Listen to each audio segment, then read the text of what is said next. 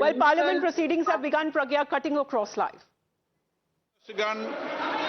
Please माननीय सदस्य सब बैठ जाइए। प्लीज माननीय सदस्य सब बैठ जाइए, कोई खड़ा नहीं रहे। माननीय सदस्य प्लीज, बिजनेस पढ़ के नहीं आते होगे आप लोग, बैठिए। माननीय सदस्यगण, मुझे अत्यंत दुख के साथ सभा को हमारे 3 पूर्व साथियों और प्रख्यात पार्श्व गायिका श्रीमती आशा भोसले के निधन के बारे में सूचित करना है। श्री अब्बू हसीम खान चौधरी पश्चिम बंगाल के मालदा दक्षिण संसदीय निर्वाचन क्षेत्र से 14वीं, 15वीं, 16वीं तथा 17वीं लोकसभा के सदस्य थे। उन्होंने स्वास्थ्य और परिवार कल्याण मंत्रालय में केंद्रीय राज्य के रूप में अपनी सेवाएं दी। वे विभिन्न संसदीय समितियों के सदस्य भी रहे। इससे पहले वे 2 कार्यकालों के लिए पश्चिम बंगाल विधानसभा के सदस्य भी थे। वे पश्चिम बंगाल विधानसभा में विपक्ष के उपनेता भी रहे। श्री अब्बू हसीम खान चौधरी का निधन 85 वर्ष की आयु में 8 अप्रैल 2026 को पश्चिम बंगाल के कोलकाता में हुआ। श्रीमती मोहसिना किदवई उत्तर प्रदेश के आजमगढ़ संसदीय निर्वाचन क्षेत्र से 6ठी लोकसभा तथा मेरठ संसदीय निर्वाचन क्षेत्र से 7वीं और 8वीं लोकसभा की सदस्य रही। वे 2 कार्यकालों के लिए राज्यसभा की सदस्य भी रही। उन्होंने स्वास्थ्य परिवार कल्याण मंत्रालय में केंद्रीय राज्य मंत्री के रूप में भी कार्य किया। वे विभिन्न मंत्रालयों में राज्य मंत्री भी रही। वे उत्तर प्रदेश विधान परिषद और उत्तर प्रदेश विधानसभा की सदस्य रही तथा उत्तर प्रदेश सरकार में विभिन्न मंत्रालयों में मंत्री रही। श्रीमती मोहसिना किदवई का निधन 94 वर्ष की आयु में 9 अप्रैल 2026 को उत्तर प्रदेश के गौतम बुद्ध नगर में हुआ। श्री हरिनारायण राजभर उत्तर प्रदेश के घोसी संसदीय निर्वाचन क्षेत्र से 16वीं लोकसभा के सदस्य थे। उन्होंने विज्ञान, प्रौद्योगिकी, पर्यावरण, वन संबंधी संसदीय स्थायी समिति के सदस्य रूप में कार्य किया। श्री राजभर को 2 कार्यकाल के लिए उत्तर प्रदेश विधानसभा के सदस्य रहे। उत्तर प्रदेश सरकार में कई विभागों के मंत्री भी रहे। श्री हरिनारायण राजभर का निधन 76 वर्ष की आयु में 12 अप्रैल 2026 को उत्तर प्रदेश के लखनऊ में हुआ।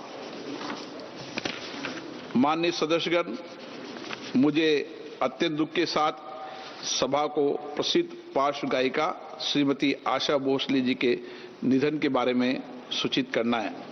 श्रीमती आशा भोसले भारतीय संगीत की सबसे बहुमुखी प्रतिभा से संपन्न और लोकप्रिय आवाजों में से एक थी। 7 दशकों से अधिक समय तक उन्होंने भारतीय सिनेमा और संगीत में अपना उत्कृष्ट योगदान दिया। अपने दीर्घ एवं शानदार करियर के दौरान श्रीमती आशा भोसले ने विभिन्न भारतीय और विदेशी भाषाओं में गीत गाया, जिससे उन्हें भारत और विदेशों में अत्यधिक लोकप्रियता और प्रशंसा मिली। उनके उत्कृष्ट योगदान को मान्यता देते हुए वर्ष 2008 में भारत के दूसरे सर्वोच्च नागरिक सम्मान पद्म विभूषण तथा वर्ष 2000 में फिल्म जगत के सर्वोच्च सम्मान दादा साहेब फाल्के पुरस्कार से सम्मानित किया गया है। इसके अतिरिक्त उन्हें कई राष्ट्रीय तथा अंतर्राष्ट्रीय पुरस्कारों से भी सम्मानित किया गया। श्रीमती आशा भोसले जी का निधन 92 वर्ष की आयु में 12 अप्रैल 2026 को महाराष्ट्र के मुंबई में हुआ।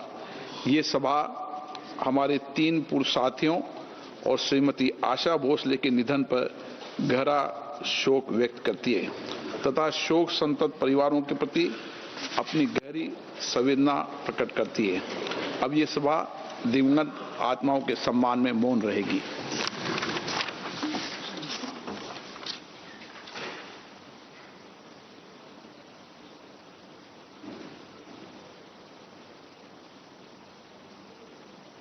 ओम शांति।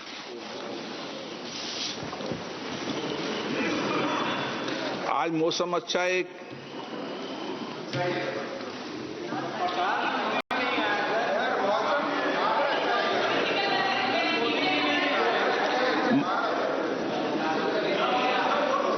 बोलना है। माननीय सदस्य, मैं इस प्रतिष्ठित सदन में भारत की वैज्ञानिक प्रगति और टेक्नोलॉजी में आत्मनिर्भरता की यात्रा में प्राप्त एक महत्वपूर्ण उपलब्धि के बारे में उल्लेख करना चाहता हूं। दिनांक 6 अप्रैल 2026 को भारत ने तमिलनाडु के कलपक्कम में एक महत्वपूर्ण वैज्ञानिक उपलब्धि हासिल की। हमारे 500 megawatt prototype fast breeder reactor ने प्रथम किटी कैलेटी को सफलतापूर्ण प्राप्त कर लिया है। ये इस बात का प्रतीक है कि रिएक्टर में नियंत्रित और सतत न्यूक्लियर चेन रिएक्शन की शुरुआत हो गई है। माननीय सदस्यगण, ये केवल एक तकनीकी उपलब्धि नहीं बल्कि एक महान राष्ट्रीय उपलब्धि भी है। 2 दशकों से अधिक की निर्माण अवधि में यह हमारे हजारों वैज्ञानिकों, इंजीनियरों, उद्योगों और परमाणु ऊर्जा विभाग की कई यूनिट के निरंतर प्रयासों का सफल परिणाम है। इस ऐतिहासिक उपलब्धि से न्यूक्लियर एनर्जी मिशन को प्रोत्साहन मिला है और माननीय प्रधानमंत्री नरेंद्र मोदी द्वारा घोषित वर्ष 2070 तक नेट जीरो एमिशन लक्ष्य को हासिल करने की भारत की वैश्विक प्रतिबद्धता को भी मजबूती मिली है। मार्च 2024 में माननीय प्रधानमंत्री जी PFBR के कोल्ड लोडिंग कार्यक्रम में भी शामिल हुए थे। हमारे सीमित यूरेनियम संसाधनों और समृद्ध थोरियम भंडारों का विवेकपूर्ण उपयोग करने के लिए भारत की न्यूक्लियर रणनीति की 3 चरणों में परिकल्पना की गई है। वर्तमान में चल रहे फर्स्ट स्टेज में प्रेस्टाइज्ड हैवी वाटर रिएक्टर में प्राकृतिक यूरेनियम का उपयोग होता है। इसमें बाई प्रोडक्ट के रूप में प्लूटोनियम प्राप्त होता है। PFBR के सफल संचालन के साथ ही भारत ने सेकेंड स्टेज की दिशा में एक ऐतिहासिक कदम उठाया है। इस स्टेज में हम अधिक न्यूक्लियर ईंधन का उत्पादन करने के लिए फास्ट ब्रीडर रिएक्टर में प्लूटोनियम उपयोग करेंगे। परंपरागत रिएक्टर की तुलना में एक फास्ट ब्रीडर रिएक्टर में अपनी ईंधन खपत के मुकाबले ज्यादा ईंधन का उत्पादन करने की विशिष्ट क्षमता होती है। हमारी थर्ड स्टेज थोरियम यूरेनियम पर आधारित रिएक्टर होगा। इससे ऊर्जा का सतत और दीर्घकालीन भविष्य सुनिश्चित होगा। ऐसे समय में जब भारत की ऊर्जा की जरूरतें तेजी से बढ़ रही है, हम स्वच्छ ऊर्जा